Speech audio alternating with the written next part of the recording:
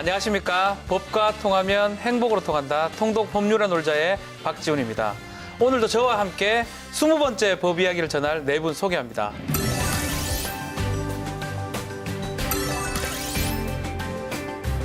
많이 덥지 않습니까?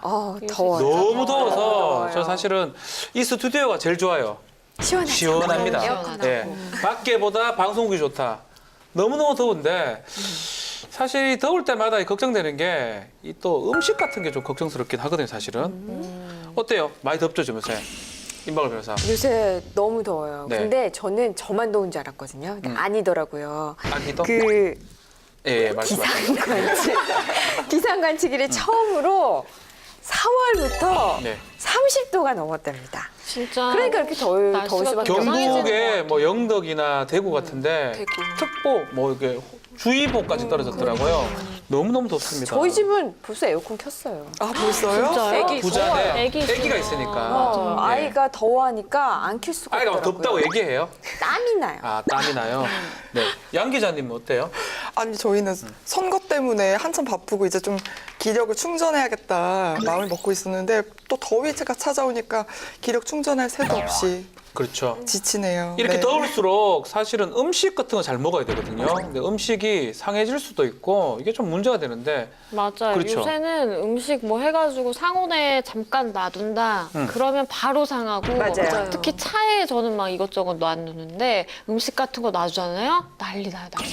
차에서 막 냄새가 제 차가 그렇다는 건 아니고요. 뭐. 그렇던데요? 그렇다더라고요. 예, 예, 예. 저도 요즘에 그냥 음식물 쓰레기 같은 거 원래 그냥 베란다에 놨잖아요. 겨울이나 봄 때는. 근데 요즘에는 그렇게 놓으면 막 벌레 나서 벌레도 생기고 맞아요. 냄새 너무 나고 무조건 요즘에는 막 냉동고에 그냥 얼려버려요. 이제 진짜 더위가 왔습니다. 정말 더워지기 때문에 이렇게 더울수록 철저하게 신경 써야 되는 게 음식입니다. 그래서 오늘은 식품 관련된 식품위생법에 대해서 알아보려고 합니다. 어떤 법인지 임 변호사님 소개 좀 부탁드립니다. 식품위생법은요. 여기서 이 식품은 우리가 의약을 제외하고 섭취하는 모든 음식물을 말합니다. 아. 예, 여기서 이 식품위생법이란 우리가 이제 1조의 목적이 규정되어 있는데요. 그걸 간단하게 소개를 해드리면 네. 식품위생법은 식품으로 인하여 발생할 수 있는 위험, 이런 위험을 방지하고 식품 영양의 질적 향상을 도모하며 식품에 관한 올바른 정보를 제공해 국민 보건의 증진에 이바지함을 목적으로 하는 그런 법이고요. 식품위생법은 1962년에 제정됐습니다. 야, 우리 근대법 들어올 때부터 제정된 아주 오래된 법인데 뭐 식품 관련된 법 중에 하여튼 가장 대표적인 법률이 그렇죠. 아닌가 생각이 듭니다. 저는 단순히 네. 음식에 관련된 법인 줄만 알았는데 네네. 이 법을 봤더니 음식점 허가내 주는 것들, 광고, 판매, 그리고 제조하는 것들 전부 다 포함이 돼 있는 법이더라고요. 그러니까 식품위생법인데 정말로 많은 것을 식품 관련된 것뿐만 아니라 많은 것이 포함이 돼 있고 또 그중에 가장 중요한 거는 건강하고 밀접하게 관련된 법률이기 때문에 오늘은 이 부분 식품위생법 이 부분을 조금 확인해 보려고 합니다. 혹시 여러분들은 이제 여름에 음식 같은 거 잘못 먹어서 식중독이나 이렇게 걸려본 적 있습니까 혹시? 저는 식중독 걸려본 적 한 번도 없어요. 좀 약간 신기한데. 네. 잘 걸릴 것 같은데 여기 보통 대충 살거든. 옆에서 지켜봐. 대기실에서 뭐 음식 먹고 안 맞는다고 계속 그러더만. 예. 그건 그냥 소화불량. 식중독은 한 번도 없었어요. 다행이네요. 저는 정말 이거 자랑할 건 아닌 것 같은데요. 이 지상파 프로에 네. 건강 프로가 있습니다. 유명한 머타민이라고 그쵸. 건강 프로에 제가 나간 적이 있는데 거기서 뭘 테스트를 했냐면 알레르기 검사, 음식물 알레르기 검사를 했는데 연예인들 한 수십 명하고 해서 제가 1등을 했습니다. 박지윤 우리 그러니까 독약을 제외하고 어떤 걸 먹어도 괜찮대요. 박지윤 의사의 표현에 MC님은 따르면. 돌을 씹어 먹어도 이제 다 그대로 소화를 얘기했습니다. 아, 그래요? 독약이나 뭐 좀약이나 이렇게 정말 먹어서는 안 되는 거 빼고는 어떤 걸 먹더라도 장염이 나오지 않는데 사실 제가 부럽네요. 남들이 다 옆에서 식중독 걸려도 저는 괜찮아요. 배만 살살 아프고 사실 저는 오늘 이 식품위생법 별로 관계는 없는 그런 그러네요. 체질이긴 합니다. MC님은 거칠게 자라서 네, 네. 좀 세게 체질이시고 네. 이게 우리 같은 대부분의 사람들은요 조금 상하거나 잘못된 음식 먹으면 네. 바로 탈나요. 바로 탈나고 굉장히 심각한 게 뭐냐면 정말 좀 식중독으로 인해서 사망에까지 이르는 경우도 있어요. 그렇죠. 죽을 수도 있다고요? 저도 식중독에 걸려본 경험은 거의 없는데 저도 그닥 무관심한 편이었거든요.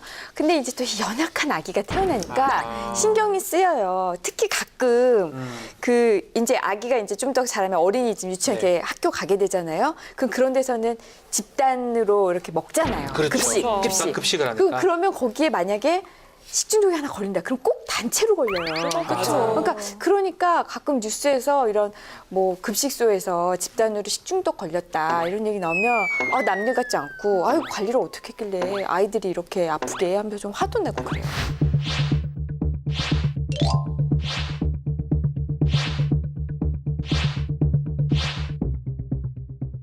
저도 이제 아이들 키우다 보니까 다른 거는 몰라도 아이들의 집단 급식소에서 이렇게 탈이 난다 그러면 이게 사고가 좀 많다면서요. 네, 보니까 지난 4월에도 대전에서 한 초등학교랑 유치원, 중학교 그렇게 해서 네. 학교 급식소에서 집단 장염 증세가 일어났었더라고요. 이야. 그러니까 이제부터 시작이라고 봐야겠죠. 이제 날씨가 더워지면 네. 점점 더 그런 일이 많아질 테니까요. 이 집단 급식소란 한 회에 50명 이상의 특정 다수인에게 계속해서 음식물을 공급하는 곳이라고 하는데요. 보통 학교나 병원 같은 시설에 있는 그런 급식소라고 생각하시면 될 것 네. 같아요. 이 말은 곧 그 학교나 병원, 성장기 학생이나 면역력이 약한 네. 그런 사람에게 학생들? 네. 보통 급식소가 이제 음식을 준다는 얘기인데 그렇기 때문에 더 문제가 결국 되겠죠. 학생들이나 약한 사람들이 피해자가 될 가능성이 있다고 생각이 드는데 예전에 큰 사건 있죠, 양진 변호사. 그렇죠. 저는 학교에서 일어났던 것 중에 떠오르는 게 2006년도에 있었던 일이에요. 저도 기억나는데. 서울이랑 인천이랑 경기랑 정말 이거는 동시다발적으로 막 집단 식중독 사태가 나서 어마어마했던 그때 저는 이게 무슨 재앙이 떨어진 줄 알았어요. 그리고 진짜 전 그랬었어요, 학교가 다 분위기가. 식중독 걸리니까 근데 깜짝 놀랐습니다. 그럴 수밖에 없었던 게요. 이게 예. 27곳의 학교에서 1,700명이 넘는 이제 학생들이 와. 복통이랑 뭐 설사랑 증세를 보이면서 식중독 증세가 보였는데 그때 그럴 수밖에 없었던 게 사실 급식을 담당하는 그 업체들이 있잖아요. 네네. 근데 이 담당하는 업체가 전국 530곳에다 납품을 하는 아. 업계 3위의 업체였어요. 그러니까 굉장히 이름만 들어도 우리가 아는 그 업체에서 네. 음식을 잘못 만들어서 어쨌든 이런 사태가 발생하게 됐던 거죠. 한 군데서 내다 보니까 이런 사고가 동시다발적으로 퍼졌네요, 그죠? 근데 제가 기억하기로 아마 그때 돼지고기에서 아마 문제가 발생을 했던 아, 걸로 맞아, 알고 맞아. 있어요. 네. 그런데 제가 더 화가 났던 거는 네. 이 돼지고기라고 약간 추정은 되는데 이게 이미 뭐 다른 음식으로 해가지고 가공이 돼버렸거나 아니면 이미 버려져가지고 정확한 원인을 조사할 수가 없었어요, 그때. 네. 뭐 2006년 말씀하셨는데 그렇게 멀리 갈 필요도 없어요. 네. 작년에도 한번 큰 식중독 사건이 있었잖아요. 작년에도요? 예, 작년에도 전국에 있는 13개 중고등학교에서 이 식중독 사건이 발생해서 그때 1,000여 명이 넘는 학생들이 치료를 받았어요. 한 번에 예. 네, 한 번에 그렇죠. 그런 사건이 일어났다. 네, 그걸 포함해서 이제 교육부 발표에 의하면요, 작년 한 해 학교 급식 때문에 식중독이 발생한 그 사건이요, 토탈에서 아까까지 말씀드린 것 토탈에서 36건이고요. 이에 따른 환자만 3,000명이 넘었대요. 갑자기 뭐 어질어질한데요. 사실 음식 같은 게 이제 날씨가 더우면 빨리 상해질 수는 있다고 뭐 이해를 하지만 지금 돼지고기라든지 원재료가 문제가 생겼다. 더더군다나 아주 큰 업체에서 그런 실수를 했다. 이거는 문제가 좀 얘기가 달라지는 거 아닙니까? 맞습니다. 쓰레기 재료라고 들어보셨어요? 쓰레기요? 네, 참 이게 기자들 사이에서는 이런 쓰레기 이렇게 낙인 효과 때문에 참 네. 지양해야 될 표현이라고 많이 하곤 하는데 2년 된 갈치, 갈치가 2년요? 네. 죽은지요? 말이 되나?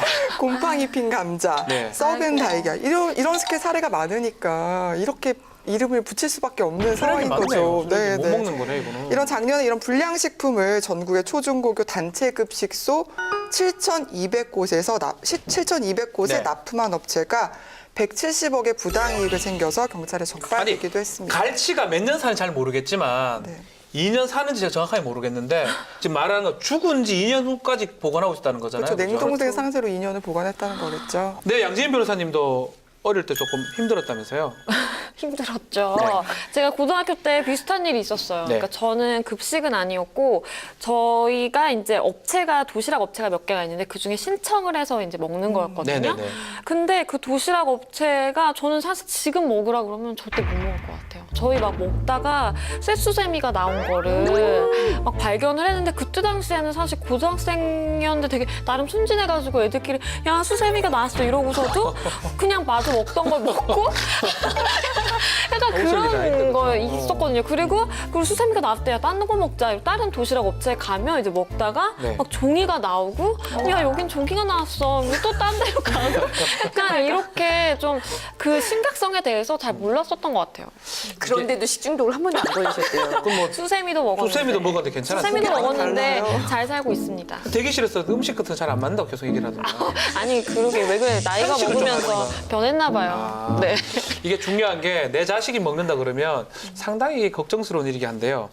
이 납품된 식재료 이거 확인이 불가능합니까? 확인 안 합니까? 그래서 이게 네. 이런 일이 자꾸 발생을 하니까 이제 정부가 점검단을 만들었는데 네. 이것도 화나는 게 작년에 처음으로 만들어졌대요. 작년에 처음으로 이 정부 합동 점검단이 만들어졌고 그러니까 수세미 벌써 나온 게 지금 그러니까요. 20년 전인데. 그러니까요. 20년이요? 20년이요? 저 지금 40 넘었나요? 몇 살이죠? 15년 전인데. 그렇죠. 와. 작년에서 만들어졌는데 그래서 4월부터 석 달간 이제 학교 급식의 식재료의 뭐 생산이나 유통, 소비 같은 거를 딱 점검을 해본 결과 비리나 법령 위반한 사례가 무려 677건에 달했어요. 어마어마한 거죠. 어마어마한 네. 거죠. 밝혀진 것만 677건인데요. 우리가 상상할 수 있는 거 그대로입니다. 네. 예를 들면 학교 급식에 이제 일부 업체가 담합을 하는 거죠. 담합을 해서 야, 이번에 네가 받아. 그렇지. 뭐 이래서 입찰 담합으로 급식 사업권을 따내요. 따낸 다음에 학교 측은 당연히 업체로부터 리베이트 받고. 리베이트를 그렇죠. 받겠죠. 자, 리베이트를 받으니까 당연히 또 학교 그 급식 업체는 비용도 아껴야 되잖아요. 또 학교 쪽에 리베이트를 줬으니까 좀 싼 거. 그렇죠. 그러다 보니까 곰팡이가 핀 감자가 유기농 감자로 변질되고 또 뭐 유통기한이 지난 것도 좀 화면이 그냥 식재료로 나오고 이러니 뭐 당연히 뭐 아이들이 식중독 안 걸리는 게 이건 어른 먹어도 안 되겠구만요. 당연하죠. 예. 학교 급식이 매일 12,000여 학교에서 600만 명 이상이 학생들이 밥을 먹는 진짜 중요한 문제잖아요. 그렇게 많이 먹나요?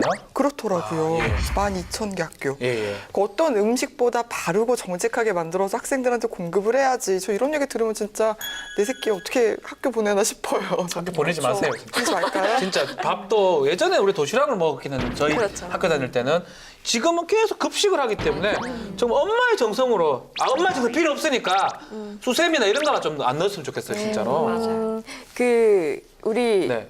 박지훈 앵커님은 MC님은 지금 우리나라에서 이렇게 팔리고 있는 식품들 안전하다고 생각하세요? OS.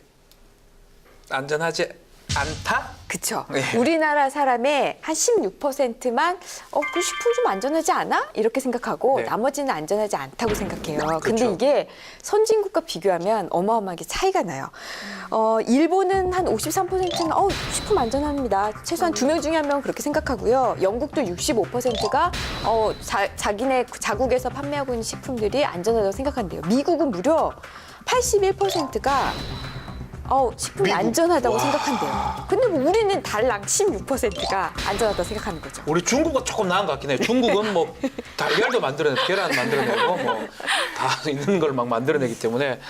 근데 중국 같은 경우는 이제 이렇게 음식 가지고 혹시 장난을 치거나 이렇게 하면 엄하게 처벌하잖아요. 그렇죠. 우리나라도 지금 좀 강하게 좀 처벌합니까? 사실 강하다고 볼 수 없어요. 이런 일이 발생을 했을 때 네.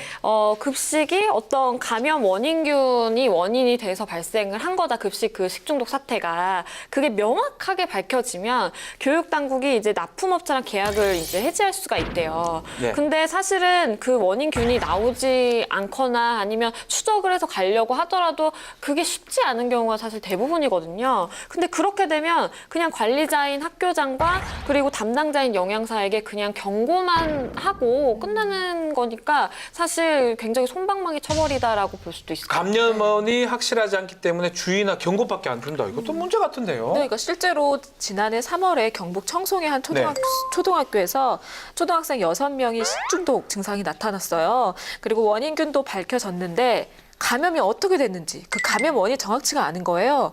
그래서 그냥 학교장하고 영양사한테 주의 조치만 줬어요. 근데 이 집단 급식소 식중독의 문제에서 대부분이 그냥 주의 조치로 끝나요. 박세희 기자님, 죽을 수도 있다면서요. 그러니까요. 사람이 죽을 수도 있는데 이런 상황이면 주의 조치는 너무 적어 보이는데 그럼 더 해야 되는 거 아닌가요? 식품위생법 규정을 보면 네. 결코 솜방망이는 아니에요. 왜냐면 규정상으로 보면 네네네. 뭐 상하거나 설익어서 좀 위험해 보이는 거, 아니면 뭐 미생물에 오염된 거, 불결한 거 이런 식품으로 음식을 만들면 네. 10년 이하의 징역 또는 1억 원 이하의 벌금 어마어마하게 오, 규정되어 세네요. 있어요. 엄청 세네요. 문제는 네. 그렇게 되려면 앞서 계속 얘기가 나왔지만 만약 식중독이 발생했어요. 그러면 이게 정말 그 음식 때문에 발생한 건지 그거 밝혀줘야 되거든요. 역학조사. 그렇죠. 네. 역학조사가 제대로 이루어져서 책임이 있다라는 게 나와야 입증이. 그래야만 당연히 거기에 대해서 벌을 부과하잖아요. 근데 그 입증이 쉽지 않은 거예요. 아. 예를 들어 학생들이 여러 명이 식중독이에요. 그럼 거기서 뭐 예를 들면 학생들의 뭐 토사물이나 아니면 변 이런 데서 이게 균을 찾아낼 거 찾아내야 아니에요. 되는데. 그럼 이것과 똑같은 균이 음식에서도 나와야죠. 식재료에서도 나와야 되는데 우리 앞에서도 얘기했듯이 그 식재료가 뭐 폐기되어 있을 수도 있고 다른 것과 가공되어 있을 수도 있고 그러면 이건 원인 불명. 원인 불명인데 이 사람한테 10년 이하의 징역, 1억 원 이하의 벌금 내릴 수 있겠습니까? 그러니까 법 규정은 상당히 까다롭긴 한데 실제로 식품이 조리되거나 폐기가 돼버리면 원인, 역학조사를 하는 게 사실 쉽지 않다. 그렇기 때문에 문제라 생각이 드는데 막 그렇다면 우리나라 말고 외국은 어떻습니까? 양진 변호사. 외국 같 양윤선 변호사. 외국은 어떻습니까? 양윤선 변호사. 죄송합니다. 예.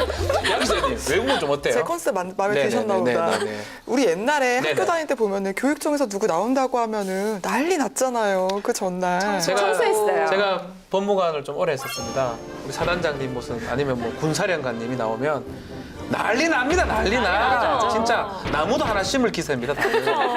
요새 좀 덜한데 하여튼 윗사람 온다 그러면 진짜 난리 나죠. 전원이 치약 갖고 다닌다면서요.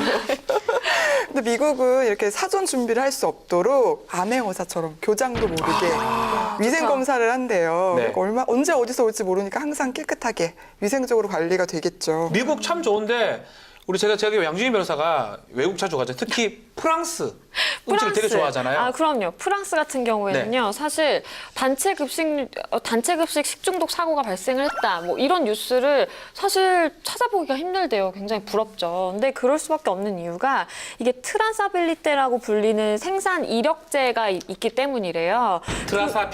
트라사빌리테라고 하는 이 생산 이력제가 있는데 그만큼 철저하게 관리를 한다는 거죠. 식품의 원산지나 발송지, 그다음에 유통된 경로, 그리고 가공 방식 이런 거를 쭉 이력을 파악하듯이 쭉 이제 나열을 해놓는 거죠. 네. 그래서 사실 뭐 문제가 발생을 하더라도 추적하기도 굉장히 쉽고요. 그리고 일단은 문제 그 자체가 발생하기가 굉장히 어려운 환경이라는 거죠. 그게 중요해요. 맞아요. 좋네. 이웃나라 일본 어떻습니까? 네, 이웃나라 일본도 먹거리에 굉장히 민감해요. 그래서 크든 작든 이제 집단 급식에 사고가 발생을 하면 당국이 정말 발빠르게 대처를 해서 그 재발 방지 대책도 내놓는데 일례로 2004년에 오사카 일대에서 조류독감이 발생을 했거든요. 근데 조류독감 이 사실을 알고도 뭐 그 달걀이나 닭을 이렇게 취급했던 식품 회사들은 도산하거나 네. 아니면 그 대표가 구속되거나 이렇게 좀 강하게 처벌이 됐어요. 일본은 정말 강하네요. 일본 음식들은 진짜 좀 작기도 하고 조밀조밀하기도 한데 그러니까 사고가 별로 안 나는 것 같아요. 그만큼 이 강력한 처벌도 중요한 것 같고 또 미국이나 프랑스처럼 미리 좀 예방할 수 있는 어떤 시스템도 중요한 것 같은데 우리나라는 좀 무슨 대안 좀 찾고 있습니까? 우리나라도 하나 있어요.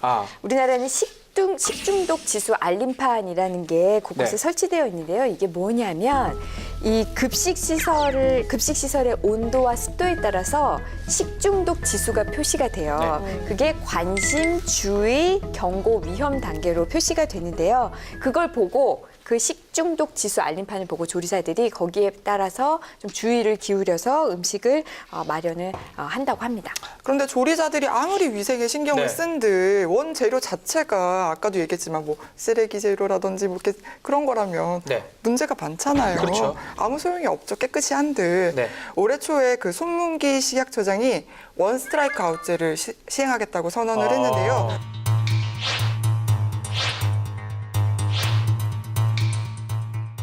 음식으로 장난치는 업체 시장에서 아예 퇴출을 시켜버리겠다 이야. 그런 거예요. 우와. 강력한 건데 이런 불량을 식재료로 납품한 업체 그리고 음식을 제조한 업체 모두 이제 고의성이 명백함이 밝혀지면 모두 영업을 중지시키겠다 이렇게 하는 겁니다. 이런 사안에 맞춰서 발표된 법안이 있죠, 양진 변호사. 그렇죠. 지난 4월 11일에 기동민 의원이 대표 발의한 네. 법안인데요. 집단 급식소에서 이제 위해식품을 공급을 함으로써 이용자가 뭐 신체나 생명의 건강이 이제 해쳐지게 되는 경우에는 형의 2분의 1까지 가중해서 처벌할 수 있게 한 내용이니까 좀 처벌을 강화했다고 볼 수 있겠죠. 현재 이제 위원회에서 심사 중인데 정말 음식에 대해서 막중한 좀 책임감을 좀 느낄 수 있도록 빨리 좀 법안이 통과되기를 바라겠습니다. 자, 지금까지 식품위생법의 집단 급식소 관련된 얘기를 나눠봤는데 우리 아이들 음식은 학교 안이나 학교 밖이나 정말 중요하거든요. 그래서 아이들 먹거리 관련된 법안 몇 가지 우리 양 변호사님 계속 좀 소개 부탁드립니다. 네, 두 가지를 소개해 드릴 건데요. 사실 이게 아이들만 국한되는 게 아니라 저도 굉장히 좋아하는 저의 주식이라고 할 수 있는 식품들이기 때문에 좀 관심이 있어. 아니에요. 아, 예, 죄송합니다. 아니에요. 먼저 7월 14일에 김혜영 의원이 대표 발의한 법안인데요. 네. 빙과류 제품에 대한 유통기한 표시에 대한 내용이고요. 네. 그리고 마찬가지로 작년 11월 25일에 박홍근 의원이 대표 발의한 이 제과점 제품에 대한 유통기한 표시에 대한 내용이 있어요.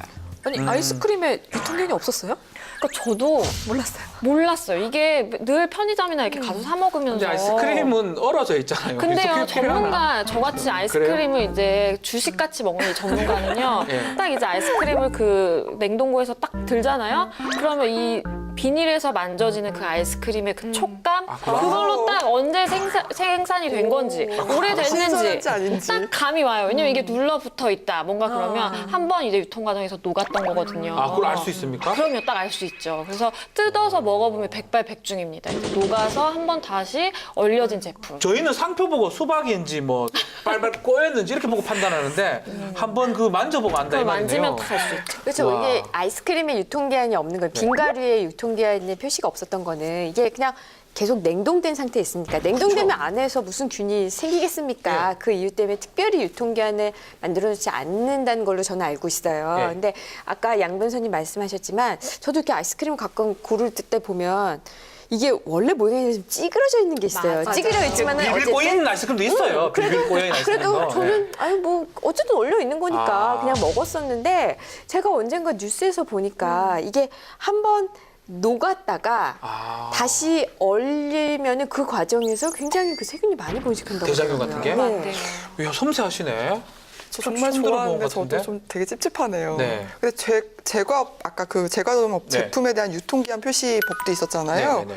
빵도 이게 진짜 문제예요. 빵에도 유통기한이 없더라고요. 빵은 있지 않나요? 저도 빵은 있는 줄 알았는데 빵도 아. 없더라고요. 제가 얼마 전에 집들이를 한다고 지인이 이제 집들이 한다고 선물 세트를 사왔어요. 네. 유명 파티셰가 하는 이제 비싸 보이는 그럴듯해 보이는 그 제과 세트를 받았는데 뜯어보니까 포장을 뜯어보니까 다 막 곰팡이스럽고 이런 거예요. 유명 파티셰가 만든 건데 네. 정말 제조일, 뭐 유통기한 이런 게 표시가 안 돼 있으니까 그걸 뜯어보기 전에는 알 수가 없는 거죠. 이게 10년 전에 만들었나 보다. 제과점 빵 같은 경우는 이게 바로 판다고 생각하기 때문에 유통기한 잘 모르네요. 아니 그리고 생각을 해보면 그렇잖아요. 저도 빵집에 가면 이렇게 네. 집게를 들고 고르잖아요. 그쵸. 그때 이게 과연 내가 사서 뭐 며칠 후까지 먹어야 된다는 생각을 딱히 안 해보고 그냥 샀던 것 바로 같아요. 안 먹습니까? 그러니까 바로 먹는데 저 같은 경우 사실 집에 이제 놔놨다가 너무 막 먹고 싶으면 많이 사놨다가 먹다가 안 먹고 어느 날 딱 보면 곰팡이 곰팡이 쓸어 있는 경우도 굉장히 많았거든요. 그건 본인 잘못 아닌가요? 아니 그렇죠. 제 잘못인데 예, 예, 예. 근데 사면서 한 번도 이제 생각을 못 했다는 아, 거죠. 하긴. 왜 얘는 유통기한이 따로 없을까? 뭐 이런 생각은. 저 같은 경우는 제과점 빵 자주 먹는데 냄새 맡아보면 알잖아요. 개코시네요. 오늘 만들었다 이렇게. 글쎄요. 고소한 냄새가 나요. 이게 이제 눈빵이. 양 변호사뿐만 아니라 정말 아이들이 좋아하는 빵, 빙과류에 유통기한이 없다. 이거 좀 충격인데 해당 내용 좀 자세히 좀 설명 우선 이게 부탁드려요. 설탕, 네. 빙과류, 식용 얼음 이런 거에 대해서는 유통기간 그 표시를 네.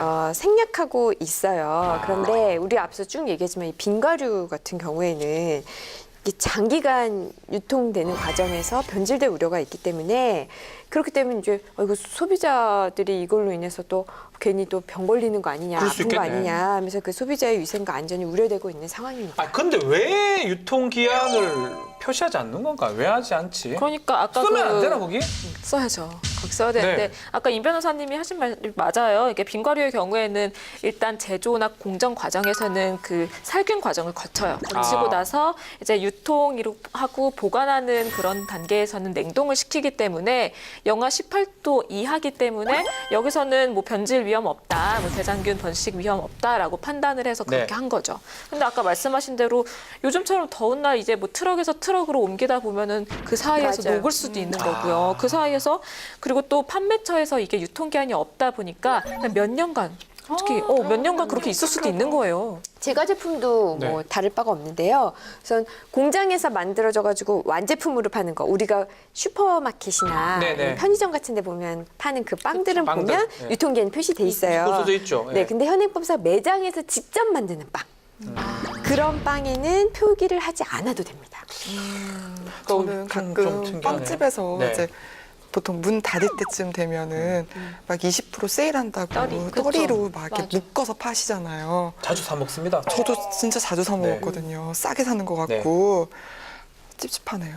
이게 유통- 며칠 된 거일 수도 있잖아요. 저는 한 번도 생각을 못 해봤는데 제과점 빵은 이제 봉투가 없다 보니까 유통기한을 본 적이 없긴 했는데 또 이런 문제점이 생길 수가 있겠네요. 또 아이스크림 빙과류도 항상 냉동이 돼 있다고 생각하니까 그렇지만 중간에 해동된다는 걸 생각했을 때는 유통기한 참 필요할 것 같은데 제과점 제품에도 유통기한 표시하자고 2014년도에 항주원 의원이 발의를 했는데 통과가 안 됐고요. 이번에는 박홍근 의원이 발의했다 하는데 이 내용은 사실 뭡니까?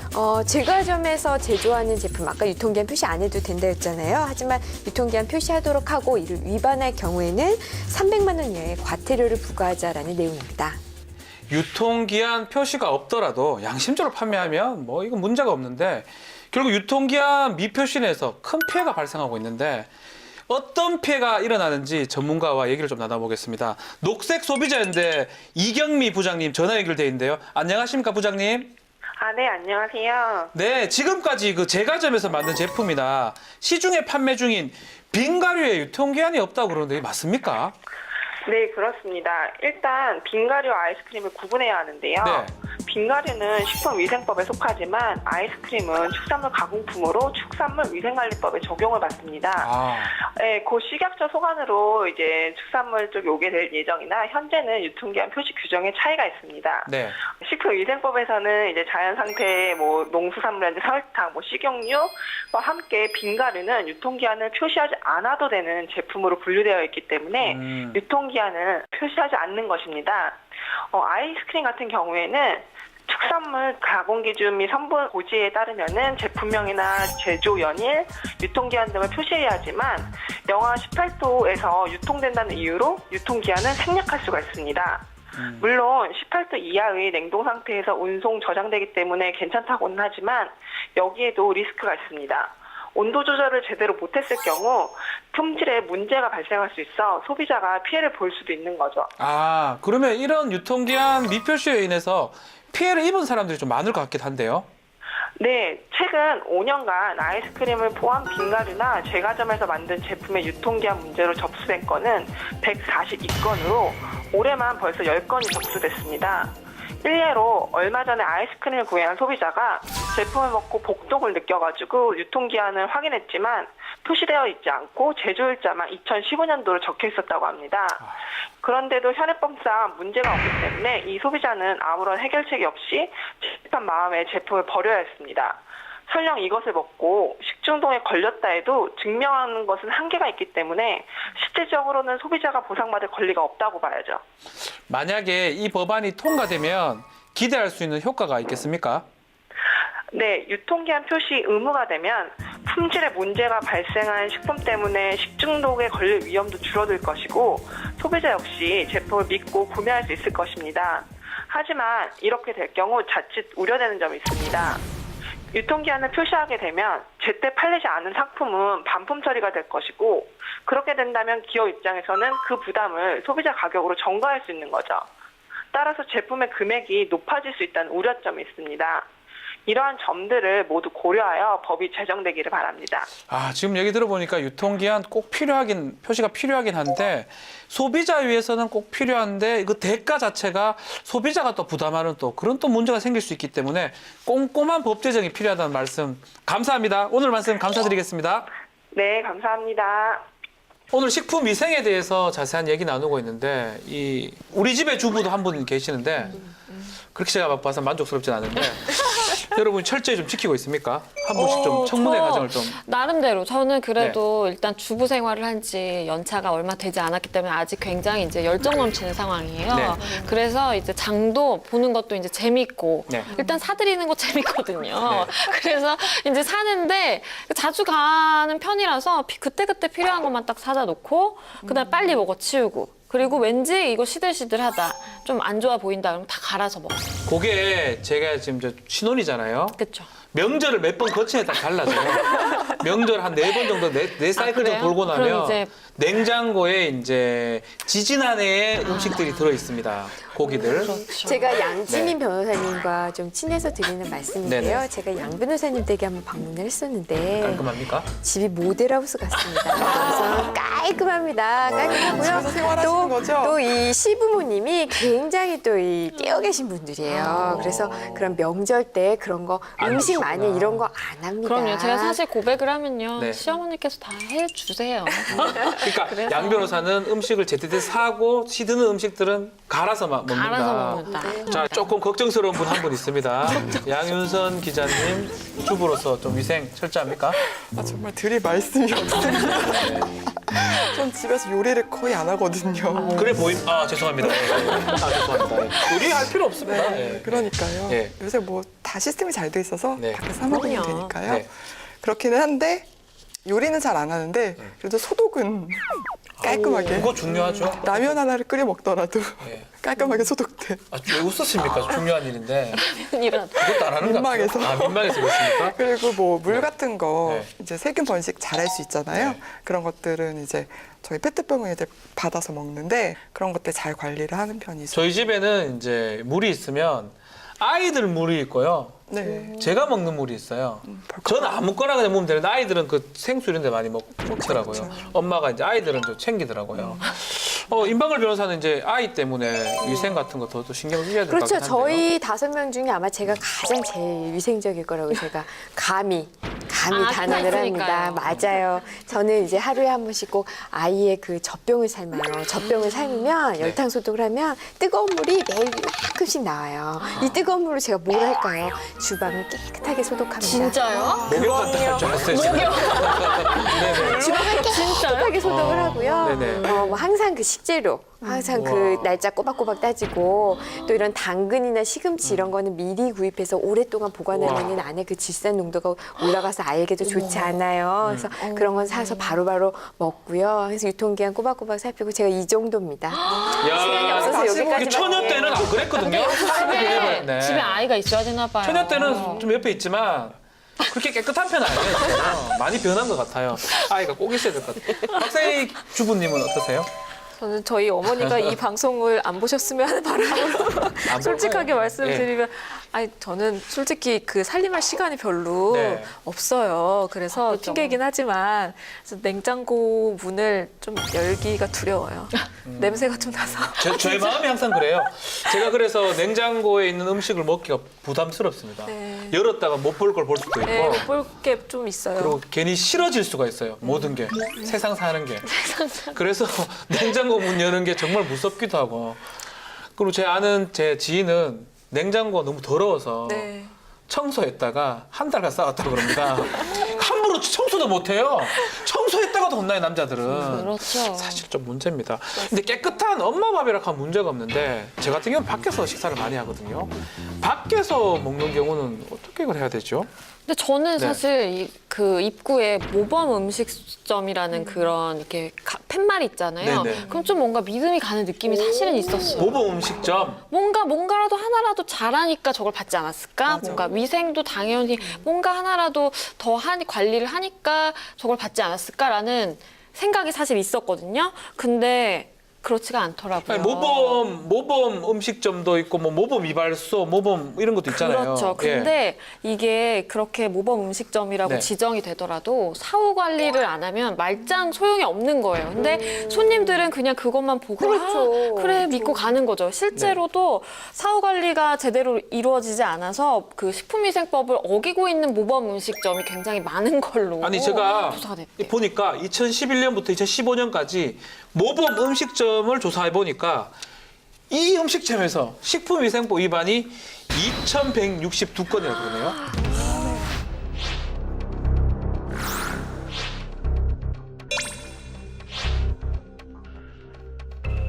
그래서 사실 강화된 기준이 생겼어요. 지난 5월 19일부터 예. 식품위생 등급제가 실시가 됐는데요. 몇 가지가 좀 변화가 있어요. 먼저 그 위생평가가 그전에는 자율이었거든요. 근데 의무로 바뀌었습니다. 그리고 위생 수준에 따라서 이렇게 평가를 받을 수 있는 등급이 있거든요. 네. 근데 한 번 평가를 받았다 그래서 그게 끝이 아니고 2년마다 재검사를 받아야 되고요. 그리고 이제 그 평가를 하는 그 평가 지표 자체도 기존에는 22개였어요. 그러니까 22개도 저는 사실 좀 많다라는 느낌이 네. 있었는데 이거를 55개로 늘려서 더 세밀하게 이제 판단을 할 수 있도록 했고요. 네. 이거는 사실 2013년도에 발의됐던 법안인데 통과된 지가 사실 얼마 안 됐죠.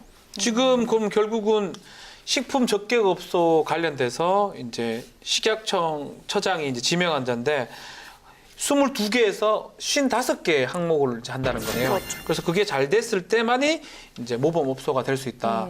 근데 모범업소가 원래 이제 표식하면 그걸 그 대문이나 이런 데 크게 표시해 놓습니까? 그 입구에 왜 있잖아요. 모범 음식점 해가지고 이렇게 표시 저는 되게 많이 봤는데 그걸 잘 주의해서 안 보셔서 아마 그럴 거예요. 그게 이렇게 굉장히 자랑스러운 거기 때문에 그리고 저같이 그거에 혹해서 가는 사람들이 있기 때문에 그걸 반드시 이제 걸어놓죠. 아, 그러면 음식이 훨씬 맛있습니까? 기분상 뭔가 정말 뭐라도 인정받았구나 낫겠지. 이런. 청소라도 잘 되어 있겠지. 깨끗하겠지. 그런 믿음이 생기지 않나요? 글쎄요, 저는 모범 이발소는 뭐 가긴 하는데 글쎄요, 모범 식당은 좀 근데 문제는 모범 식당, 모범 이제 식당 같은 경우도 이 식품위생법 위반이 좀 많았고 앞으로는 되게 깐깐하게 보기 때문에 만약에 모범 식당이라 그러면 모범 음식점이라 그러면 앞으로는 그걸 좀 가보면 좋겠다 생각이 듭니다. 뉴욕 같은 경우 어떻습니까? 네, 지금 위생 등급제 얘기를 네. 계속 나눴잖아요. 실제로 뉴욕에서도 2010년부터 이 위생 등급제를 실시를 했는데 네. 5년 만에 식당의 95%가 A 등급을 받을 만큼 위생 환경이 정말 크게 개선이 됐다고 해요. 그래서 이에 따라서 감염 사고도 24%나 감소했다고 합니다. 아니 우리나라도 위생 등급제 같은 것들을 지속적으로 좀 실시한다 그러면 아마도 이런 어떤 감염 사고 특히 이런 것들이 많이 줄어들 거라고 생각이 드는데 오늘 뭐 식품위생법하고 뭐 위생 이런 거 좀 알아봤는데요. 글쎄요. 어땠어요? 지금 뭐 너무 우리 실생활과 관련된 얘기라서 법 얘기보다는 우리 얘기를 좀 많이 한 것 같은데 어땠습니까? 저는 이제 뭐 더워졌지만 네네네. 이제 본격적으로 여름이 다가오잖아요. 그러면서 이제 식품 위생, 안전, 식중독 예방 이런 게 이제 항상 관심 사항이었거든요. 네네. 아마 저뿐만 아니라 시청하시는 많은 분들도 맞습니다. 그러실 거예요. 그것과 관련돼서 이야기를 나눠서 조금 유익했던 것 같은데 그래도 이제 법 제도도 중요하지만은 우선적으로는 내 스스로 내 몸을 챙겨야겠다는 마음이 저는 조금 더 강해졌어요. 법보다는 네, 내라도 살자. 법은 최후의 수단이고 최소한 나부터도 좀. 야, 이제껏 여전사 같이 미세먼지법 할 때도 막 바꿔야 된다 하더만 이제 보니까 법은 안 바뀌어도 내가 알아서 하겠다 뭐 이런 최소한 나부터 잘해야죠. 집에 있는 거는 최소한 내가 다 챙겨야 나라도 되죠. 살자. 양윤석 기자님 좀 오늘 어땠어요? 저는 집에서 밥을 안 먹으니까요. 책임하게 그렇게 말씀하지 마시고. 이만희 변호사님처럼 나를 뭐 잘 지켜야겠다 그것보다도 네네. 보니까 자료 조사를 하다 보니까 그 초등학교 안에 설립된 유치원들 병설 유치원이라고 하잖아요. 네. 그럼 이제 지자체에서 운영하는 그 급식소들이 있는데 유치원을 대상으로 한 이 급식소가 또 법망에 안 걸려 있더라고요. 바깥에 있더라고요. 네. 그러니까 이것도 좀 제도 개선이 필요하지 않을까 생각이 들더라고요. 오늘 뭐 제일 깔끔한 우리 양진 변호사는 저는요, 예. 사실 아이스크림과 빵, 저희 주식에 이제 유통기한이 없었다는 거에 좀 사실 적잖이 충격을 받았어요. 저는 그럼에도 이분이 식중독 한 번도 안 걸렸는데. 주식 술이에요. 제가 알기로는. 아니, 그러니까요. 술로 그렇게 해독을 그렇게 먹는데도 식중독이 안 걸리는데 디톡스를 하루 하고 약간 지금 현기증이 나려고 하는 이 체질을 참 어찌하면 좋을까라는 생각과 함께 그리고 뭔가 좀 본받아야 되겠다. 그럼요. 당근과 시금치 저는 진짜 깜짝 놀랐어요. 뭐 질소 뭐라고요? 질산. 질산? 와 정말 주부의 길은 멀고도 험하구나. 본받아야겠다고 느꼈어요. 박세 기자님. 아니, 저는 오늘 사실 저는 아침을 꼬박꼬박 챙겨 먹거든요. 네. 근데 오늘 아침을 사 먹었어요. 백반집에서 사 먹었는데. 예, 예. 저도 짚고 넘어갈 게, 그러니까 우리나라 이제 식당 가면 인심이 좋으셔가지고 네. 밑반찬을 이따만큼 주세요. 네. 시금치 이렇게 무친 거랑 이렇게 이따만큼 주시는데 이게 안 가더라고 젓가락이. 혹시나 이게 재사용된 게 아닐까. 김도 약간 눅눅해져 있고 그래가지고 저는 이 식품위생 관련해가지고 좀 음식물 재사용 이런 것도 좀 짚고 넘어갔으면 좋겠어요. 오늘 저도 식품위생법 알아봤는데 저는 사실 먹는 거 별로 신경을 안 썼는데 가만 보니까 저는 뭐 이렇게 몸이 건강하지만 아이들이나 가족들 특히 또 나이 드신 분도 마찬가지고 그래서 식품 관련된 거는 나라에서 더 신경을 좀 써야 되고 법도 이게 62년도부터 있었다는 게 저 깜짝 놀랐습니다. 우리 법 만들어질 때부터 있었기 때문에 식품위생법 바꿔야 될 거는 빨리 개정이 됐으면 좋겠다 이런 생각이 듭니다. 어떤 음식을 먹느냐에 따라서 우리 몸에 약이 되기도 하고 독이 되기도 합니다. 특히 내 가족이 먹는다고 생각하면 앞으로 음식 갖고 장난치는 일 진짜 없지 않을까 생각이 듭니다.